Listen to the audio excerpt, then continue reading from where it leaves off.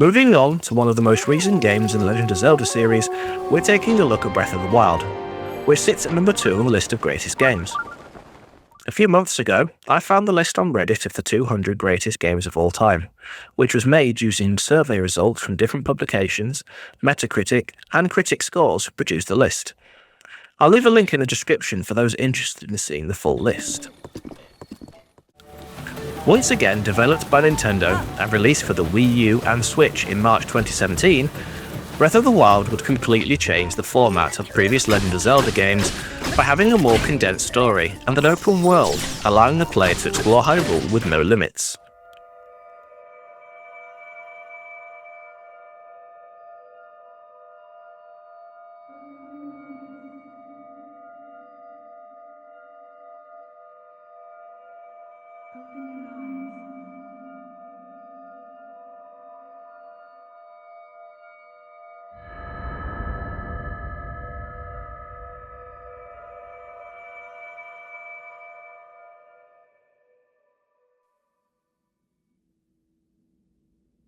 Open your eyes.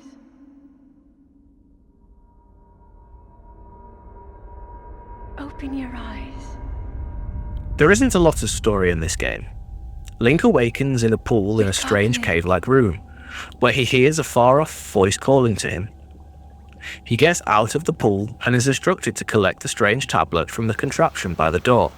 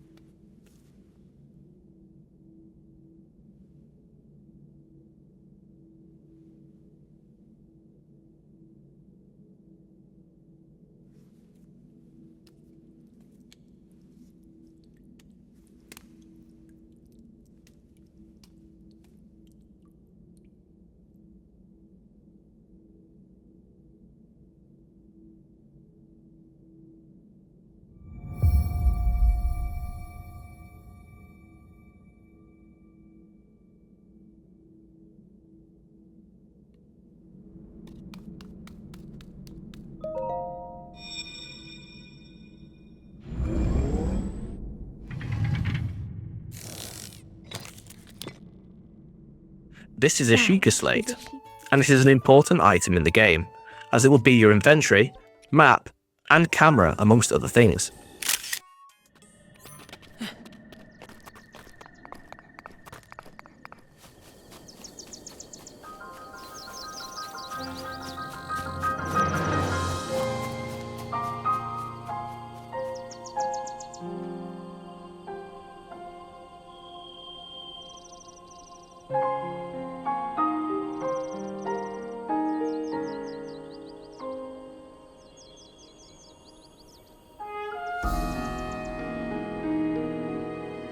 Link exits the cave and we're treated to a cutscene that shows off Hyrule and surrounding area.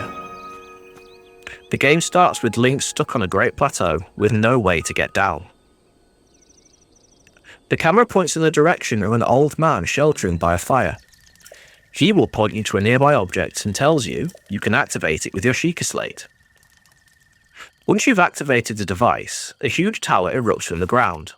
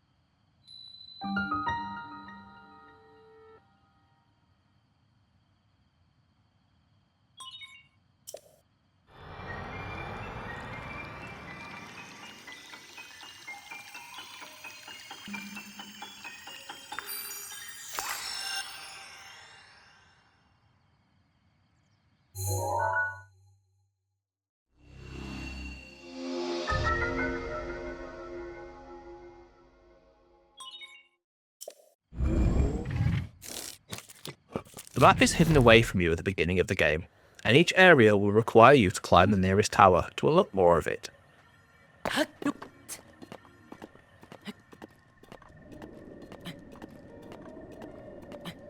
Each tower usually has an obstacle to overcome.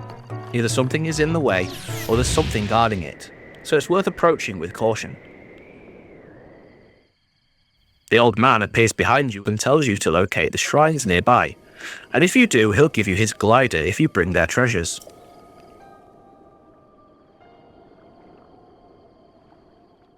Once you've visited the shrines and completed the puzzles inside, the old man will reveal himself as the old king of Hyrule, and that Link has been asleep in the Shrine of Resurrection for 100 years. The Demon King was born into this kingdom. He tells you the story of how a being called Calamity Ganon, sealed away a long time ago, was prophesied to return, and the power to defeat him was buried beneath the ground.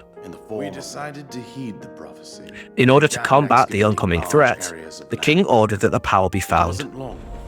They discovered ancient relics, the divine beasts, giant machines like Zords from Power Rangers, which would be piloted by chosen champions from the different races. We selected 4 skilled individuals from across Hyrule and tasked them with the duty of piloting the divine beasts. They found smaller automatons, the Guardians, who would assist with Hyrule's defense. It was prophesied that a princess with the power of the gods would also appear with an appointed knight, chosen by the sword that seals the darkness. If you guessed this is the Master Sword, you'd be correct. These chosen 2 would face Calamity Ganon, and with the support of the divine beasts, destroy him. However, Ganon would have other ideas, and attacked suddenly, somehow taking over the divine beasts and killing their champions, and also taking over the Guardians, who would go on to destroy Hyrule and run rampant.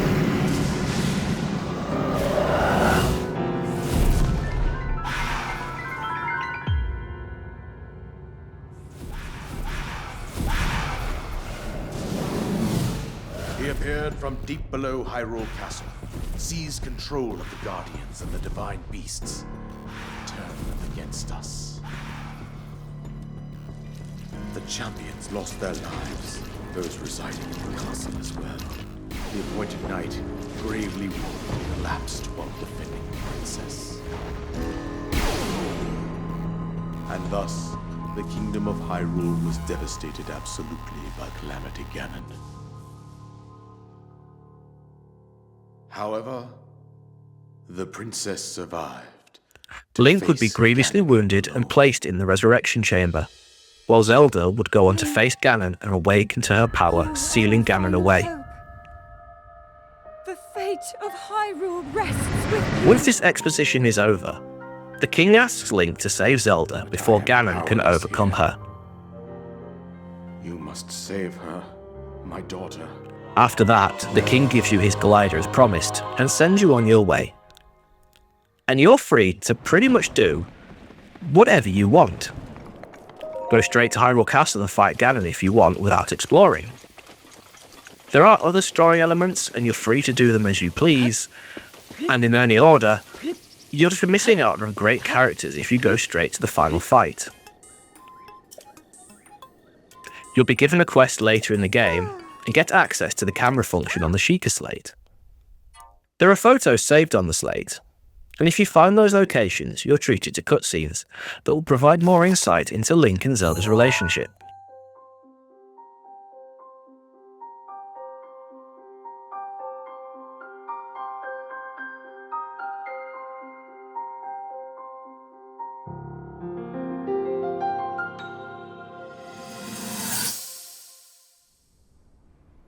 That cut doesn't look too bad, actually.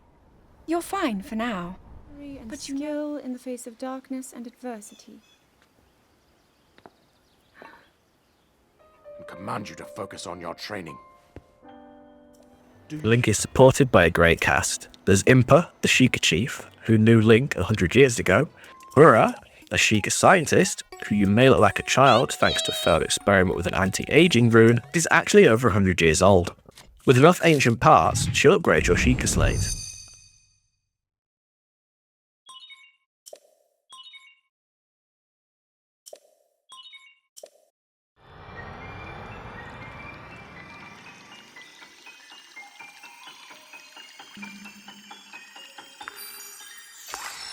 Then we'll have fellow scientist Rob, who will sell you ancient weapons, which are good for killing guardians.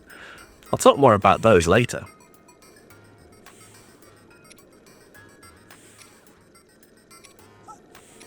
Beedle makes a return from Wind Waker and Skyward Sword to sell you items from his mobile store. You will usually find him hanging around the various stables. Wow! My favourite new addition to the characters is Hestu, a giant Korok, who will upgrade your inventory space in return for Korok seeds.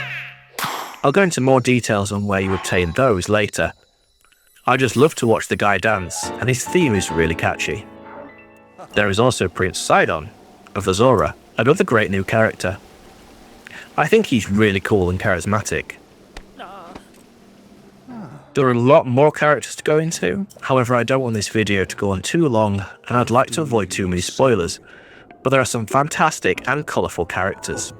Hyrule is huge, and probably the biggest it has ever been until Tears of the Kingdom, which is a direct sequel to this game. This means you're going to need ways to get around.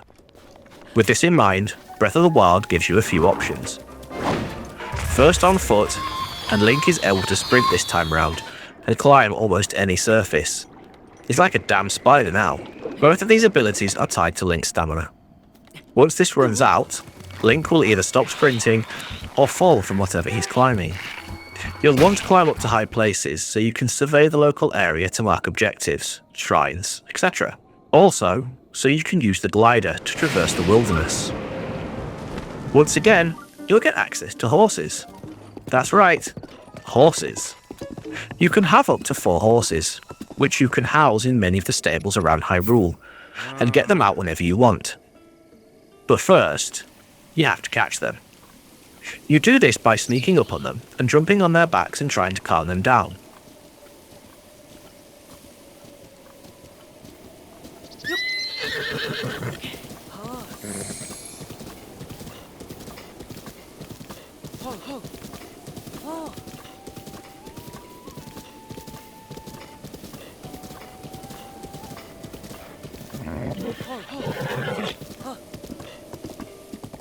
Here's the catch. The horse you try to capture might be too strong for Link, and your stamina will drain and Link will be thrown from the horse. You can build a relationship with the horse by giving them apples, or by comforting them when they get a little skittish while riding.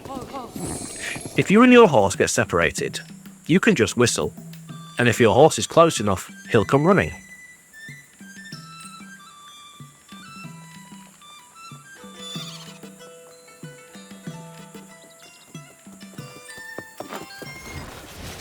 Quick mention, you can also surf on your shield, though this can cause it to break faster. Hyrule now has changing weather, which have different effects on Link or the surrounding area.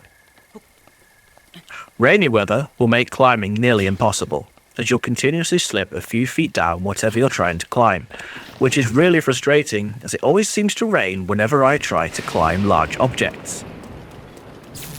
If you get stormy weather, make sure to unequip any metal equipment or prepare to get fried by lightning. The game will signal the danger though by showing little sparks surrounding Link's equipment. There's also cold and hot weather, which will cause Link to take damage if not properly equipped. Combat and item management has seen a huge change in this game too. Gone are dungeon items, replaced instead with unique abilities using the Sheikah pad. Link can now summon and destroy blocks of ice where there's water, which is handy for making paths across lakes and even waterfalls. He can carry metallic objects, no matter how big, and stop time for objects, which allows Link to turn them into missiles if he strikes them with a weapon before the timer runs out. He can also spawn bombs, spherical ones and cube ones, which you can detonate yourself, and great news, they're unlimited. You're no longer restricted to just the Master Sword. You can now equip clubs, spears, boomerangs, as well as swords. Basically, if an enemy can wield it, so can Link. It's fun to make an enemy drop their weapon and take it before they can. You can see them panic and try to get another weapon. Only problem is, the weapons degrade and eventually break. I mean, these weapons are only good for a few hits before they break mid-combat. It can be really annoying during prolonged encounters. Fun fact about the Master Sword in this game, it can and will kill you if you don't have enough health to pull it from its resting place. Combat itself hasn't changed much. Link can still dodge sideways and backwards. If you have a shield equipped, you can now parry attacks for a free hit, or bounce projectiles back. Time the dodge right, and time will slow down, and you'll be prompted to initiate a flurry rush, allowing you to attack multiple times in quick succession. Armour has changed too. Link gets more armour in this game, and they come with different stats and effects, like keeping Link warm in a cold environment, helping with climbing, and various other effects. Having the full set conveys further bonuses.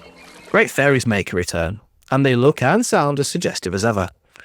They will upgrade your armour, once you've paid their one-time fee, if you have the correct materials, making it more resilient or adding new bonuses.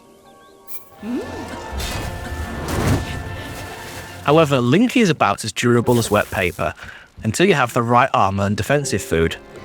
You will die a lot at the beginning until you get better armour or earn more hearts.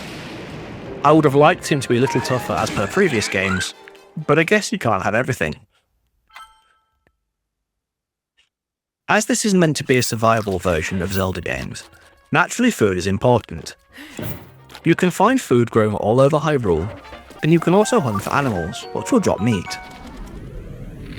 It's not very well explained how to cook food, and it took me a while, and a Google guide, to figure out how to cook. There's just a vague reference at the beginning to fire cooking food, but no real instruction on how to cook full meals. You cook meals by finding the ingredients you want to use in your inventory, and choosing to hold the item. You're then able to choose other items to hold, throw these into a pot, enjoy the jingle that plays, it's really catchy, then your meal is ready. Everything you cook, if it works, has some stat benefit to it, from making you stealthier, stronger, increase your defense, or stamina for a limited duration, as well as heal you for differing amounts. If you have a critter and some monster parts, you can cook them together to make elixirs, which boost stats without healing, so you can save your food for when you've taken damage. I would have liked to see more survival aspects added to the game, like hunger and maybe a fatigue meter, but that might take away from the fun of exploration that this game gives you. Dungeons are all but gone from the game, replaced instead with shrines. You'll find them dotted all over Hyrule, and they come in 3 types: puzzle, combat, and blessing.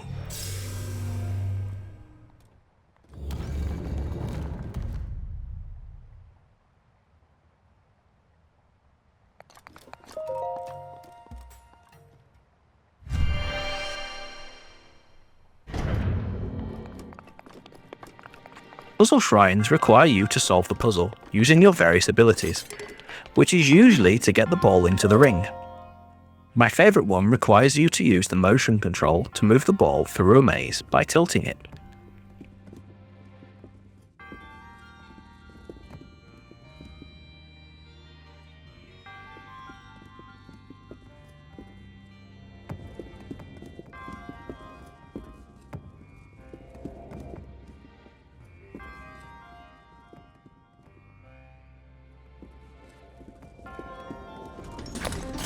Combat shrines are pretty straightforward. You'll be presented with an opponent to defeat, which will get more challenging depending on which shrine it is. Blessing shrines will be in hard to reach places, or require Link to solve a puzzle to gain access to them, and reward Link with a spirit orb just for finding them.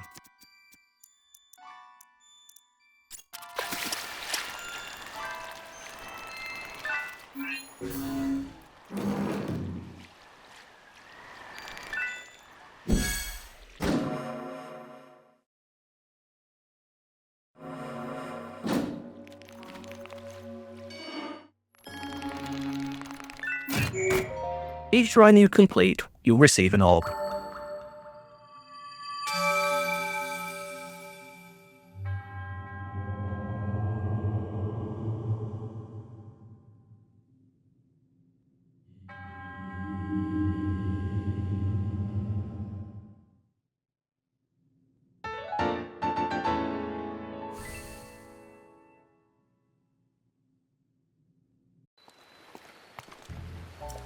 These can be redeemed at a goddess statue, who will upgrade Link's health or stamina for 4 orbs each time, so it's well worth going out of your way to do them.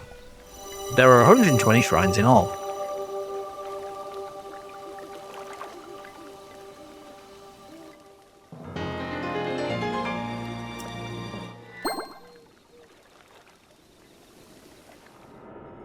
The Sacred Beasts act as the game's only dungeons, and they're usually short affairs of finding the control stations to allow Link to access the main control console.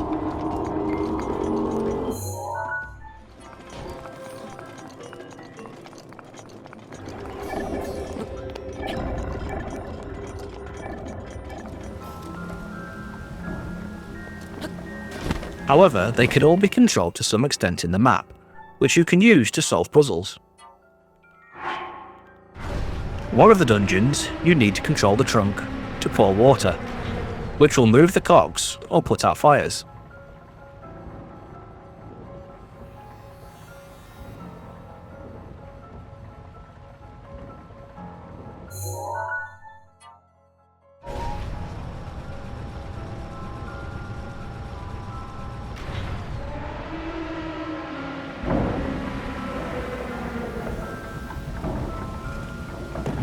Another has you tilt the whole beast to move blocks, or access new areas. The best part of these dungeons is the mini-boss battles the game gives you to get into the Sacred Beasts. When you get to a new area with the beast, you'll be introduced to one of the locals, and they will assist you. It's kind of like a boss fight with the beast itself, as they try to keep you from getting close, while you attack their weak spots to slow them down or stop them. Once you've finished the dungeon and defeated the boss, you receive a blessing from the previous guardian, and these are used automatically to protect, heal, let Link jump higher, or stun enemies with charged attacks. You'll have to contend with the usual enemy types: Vocalins, Moblins, Octoroks, Wizrobes, Stals, and my favourite, Keys. One new enemy type that's been added, and I mentioned in my story recap, are the Guardians. These robotic constructs can be really annoying, and if you're not careful, they will kill you in one shot. I usually just run when I see them, as their lasers will track you before opening fire. Once you get used to their timing, you can parry their lasers, and it's super satisfying to see them explode straight away. You'll usually find Guardians close to Hyrule Town, as well as patrolling the castle grounds. You'll also fight smaller versions of these in various shrines, and depending on the shrine, they can be pretty easy to defeat compared to their outdoor counterparts. As you're exploring in Breath of the Wild, make sure to check everything, because you never know. If you see a ring of stone with one stone out of place, try moving it back into place.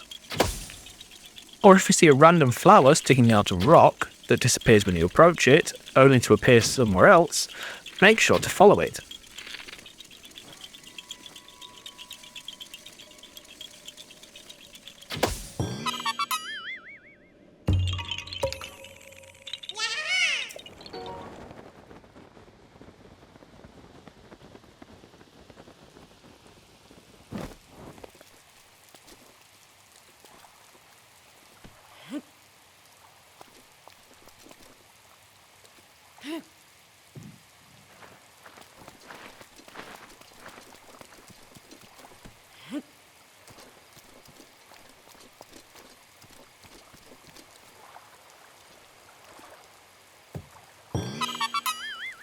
These are usually indicators of the hiding spot of a Korok.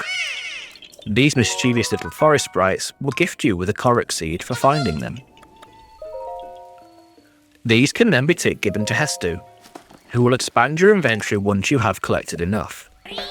The expansion is helpful, but it's worth collecting them and giving them to him just to hear the jingle he plays and his little dance.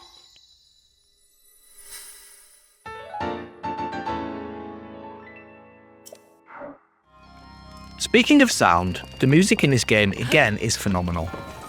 There's a nice mix between orchestral and piano, with some classic pieces from previous games thrown in for good measure. So earlier, I mentioned that there are cutscenes. What I didn't tell you is that for the first time in an official Legend of Zelda game, these cutscenes are fully voiced. All except Link, who remains as silent as ever. It's always jarring to hear characters that to this point have never spoken, but I think they've done a pretty good Follow job. the road as it proceeds north. Patricia Somerset does a brilliant job of voicing Zelda. You can hear the uncertainty and frustration in Zelda's voice in the flashbacks, as she struggles to come to terms with her role in the coming battle with Calamity Ganon. And it has a nice calm tone when she's speaking to Link telepathically throughout the adventure. Before it's too late. The game looks beautiful. It treads the line between realism and a cartoony cel-shaded look that really works well. The world is huge, colourful, and really feels alive. There's wildlife wandering around, there are people travelling around, and you also get the feeling that something really bad has happened. Ruins lie everywhere, and the closer to Hyrule Castle you get, the more disastrous the calamity looks, with destroyed guardians lying around, as well as functioning ones patrolling the area. I could keep gushing about this game as there is so much more to talk about, but I don't want this video to go on for hours, and I've really struggled to find much critical to say about this game. If you own a Wii U, Switch, or most recently a Switch 2, you need to get this game. It's a great culmination of everything that the series has tried in the past, and well worth your time. Thank you for joining me, and if you've enjoyed this video, please make sure to give it a like and follow me for future videos. Don't forget to give that bell a ring, and I'll see you in the next video, where we'll be moving away from Hyrule and hitting Los Santos.